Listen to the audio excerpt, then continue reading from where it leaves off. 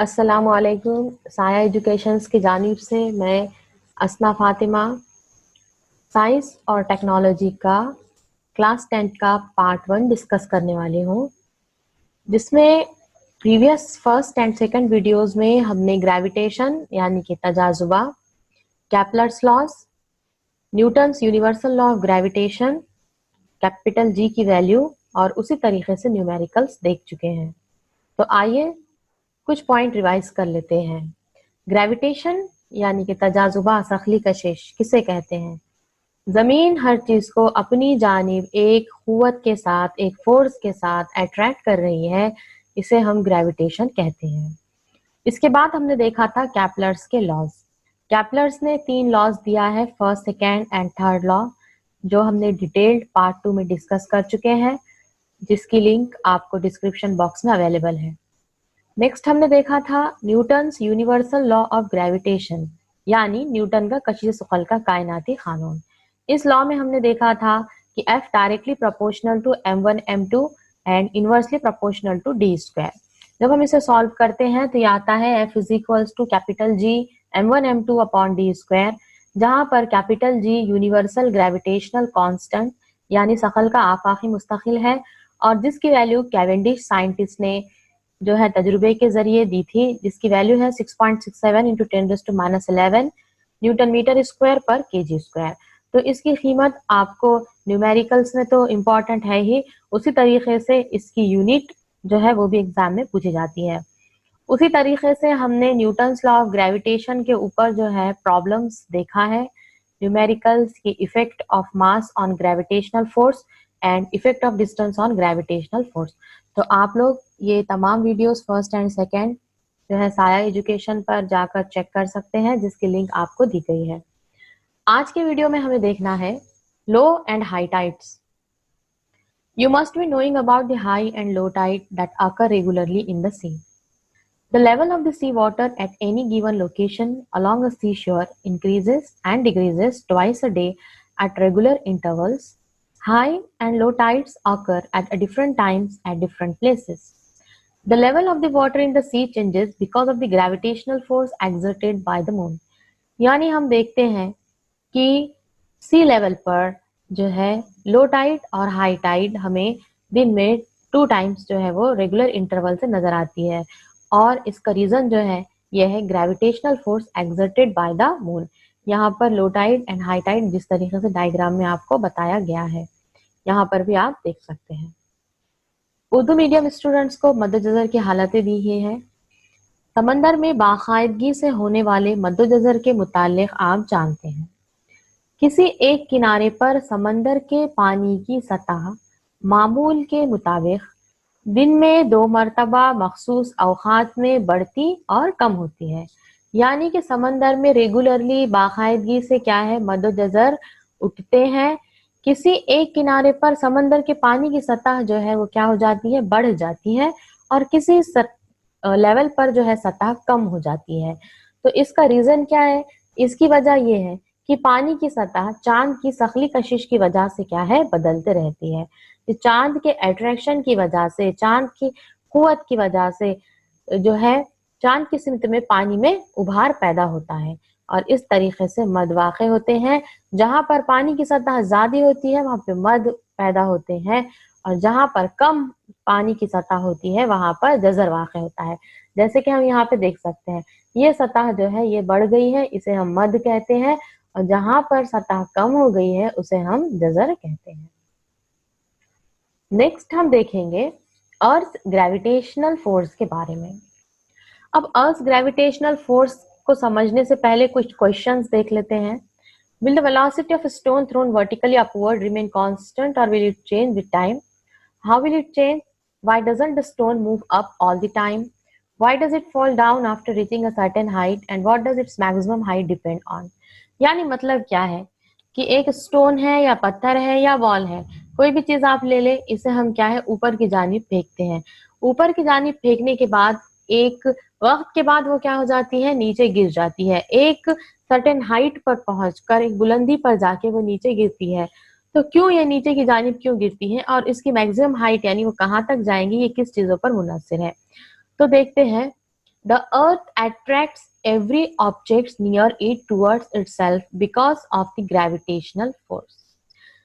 अर्थ हर object को अपनी तरफ ग्रेविटेशनल फोर्स से अट्रैक्ट कर रही है, यानी जमीन के करीब की तमाम अशिया पर तख्लीक क़ुव्वत का असर होता है और एक किस्म का ग्रेविटेशनल फोर्स होता है जो क्या करता है, हर चीज को जमीन की तरफ खींचता है। और the centre of the mass of the earth it is situated at its centre, और सेंटर ऑफ मास कहाँ पर है, अर्थ के सेंटर पे है, जमीन के सेंटर पे है।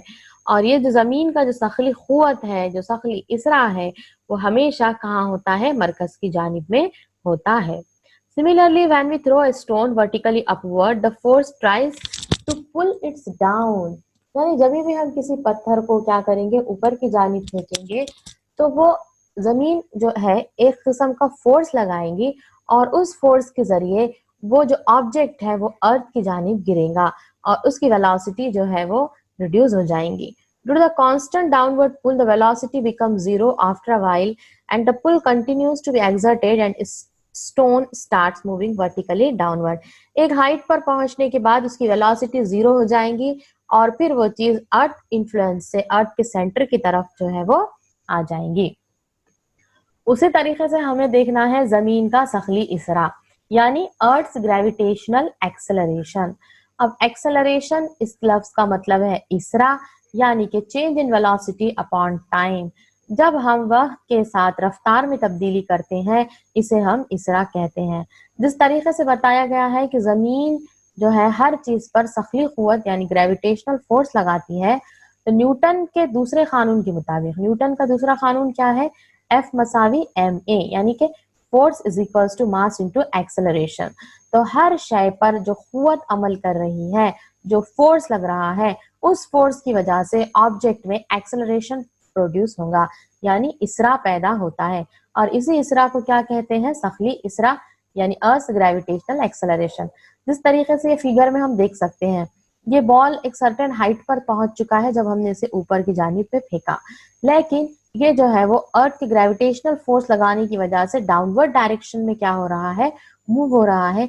यानी कि जब भी हम देखते हैं कि हम जब ऊंचान की तरफ जाते हैं, जब भी ऊपरी जानिब हम जाते हैं तो हमें थोड़ा फोर्स लगाना पड़ता है, लेकिन जैसे ही हम निचली जानिब में आते हैं तो हमें क्या होता है, फोर्स कम लगाना पड़ता है। इसका मतलब ये है कि जमीन क्या कर रही है, नीचे की जानिब में सखली इसरा लगा रही है, और ये इसरा को, इस एक्सेलरेशन को हम स्मॉल जी से रिप्रेजेंट करते हैं। इसरा एक सिमती मिकदार है, यानी एक्सेलरेशन एक वेक्टर क्वांटिटी है। अब सिमती मिकदार या वेक्टर क्वांटिटी किसे कहते हैं, सिमती मिकदार यानी ऐसी मिकदार जिसको सिमत और कदर दोनों होते हैं, इसे सिमती मिकदार। Vector quantity the quantity which has both magnitude and direction.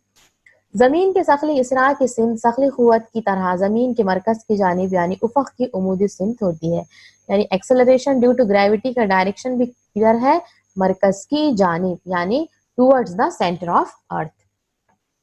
Next एक एग्जांपल देख लेते हैं। Calculate the gravitational force due to the earth on Mahindra in the earlier example. तो ये एग्जांपल जो है आपका बुक से लिया गया है, टेक्स्ट बुक से। इससे रिलेटेड जो क्वेश्चन है वो प्रीवियस पार्ट में डिस्कस हो चुके हैं। सबसे पहले है mass of earth 6 × 10⁻24 kg, radius of earth 6.4 × 10⁶ metre, Mahindra's mass is 75 kg and the value of capital G, that is universal gravitational constant, is 6.67 × 10⁻11 Newton metre square पर kg स्क्वायर। यहाँ पर सबसे पहले जब हम प्रॉब्लम सॉल्व कर रहे हैं तो आप लोगों को ये देखना है कि सब यूनिट्स एसआई सिस्टम में है या नहीं। जिस तरीके से यहाँ पे किलोग्राम है, एसआई सिस्टम में है। कभी कभी प्रॉब्लम्स के अंदर आर की वैल्यू जो है वो 6400 किलोमीटर दी जाती है, यानी 6400 किलोमीटर। तो किलोमीटर को मीटर में कन्वर्ट करना है 6.4 × 10⁶ मीटर में। मास यहाँ पे आपको 75 kg महिंद्रा का दिया गया है एंड कैपिटल जी की वैल्यू दी गई है। अब ये प्रॉब्लम जब हम सॉल्व करेंगे तो ग्रेविटेशनल फोर्स मालूम करना है। ग्रेविटेशनल फोर्स हम न्यूटन के लॉ से मालूम करते हैं, F = Gm1m2/r²। Put the value, capital G 6.67 × 10⁻11, the masses, one is 75 kg and another mass is 6 × 10⁻24 and radius is 6.4 × 10⁶ bracket square. जब हम इसे सॉल्व करेंगे तो ये वैल्यू आ जाएंगी 733 न्यूटन। तो इसी तरीके से उर्दू, सेमी इंग्लिश और इंग्लिश मीडियम की तमाम videos, numerical, diagrams, MCQs, question answer, ये मेरे पर्सनल चैनल अल्फैज एजुकेशन पर आप लोगों को अवेलेबल है, जिसकी लिंक आपको डिस्क्रिप्शन बॉक्स में दी गई है। तो चैनल को लाइक, शेयर एंड सब्सक्राइब जरूर करें और वहां पर न्यूमेरिकल्स आप लोग डिटेल में चेक कर सकते हैं। नेक्स्ट, उर्दू मीडियम के लिए जो अभी महिंद्रा का क्वेश्चन था वहां पर चेंज करके अब्दुस समद पर अमल करने वाली जमीन की क़ुव्वत कशिश मालूम की है।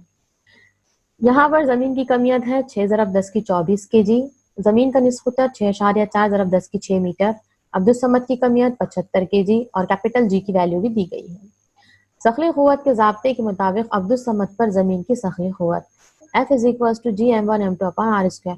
अब यहाँ पर जैसे ही हम ये तमाम वैल्यूज रखेंगे ये आंसर इसका आ जाएगा, मगर ये जो वैल्यू है इसको सॉल्व करना, इसका स्क्वायर करना, फिर इसको डिवाइड करना, ये थोड़ा मुश्किल हो जाता है। इसलिए यहाँ पर हम शॉर्टकट एक यूज करेंगे कि कैपिटल जी यानी यूनिवर्सल ग्रेविटेशनल कांस्टेंट और मास यानी जमीन की कमियत और कैपिटल आर यानी रेडियस ऑफ अर्थ, ये तीनों चीजें तो बदलने वाली नहीं है। ये वैल्यू कैसे रहेंगी? कांस्टेंट रहेंगी। तो जब हम ये तमाम वैल्यूज को जब हम सॉल्व कर लेते हैं तो इसका आंसर आता है 9.77। इसका आंसर कितना आ जाता है? 9.77। तो सिंपली आप 9.77 से ये m2 को क्या कीजिए? मल्टीप्लाई कीजिए। 9.77 से ज़रब करना है 75 को, तो जवाब जो है आपका 733 न्यूटन आ जाएगा। एग्जाम में भी आप लोगों को बस यहाँ पर ये जो अब्दुस समद की कमियत दी गई है, बस इसी को क्या करना है? चेंज करना है।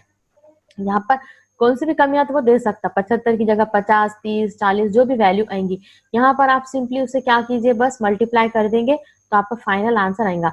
इतना ज्यादा आप लोगों को मल्टीप्लीकेशन और डिवाइडेशन ये करने की जरूरत नहीं है। आई होप आप लोगों को वीडियो जरूर पसंद आया होगा और आप लोगों के तमाम डाउट्स जो है वो क्लियर हो चुके होंगे। उसी तरीके से पर्सनल ट्रेनिंग के लिए आप ज्वाइन कीजिए साया एजुकेशन, शहंशाह नगर, बीड़, और चैनल को लाइक, शेयर एंड सब्सक्राइब जरूर कीजिए। Thank you.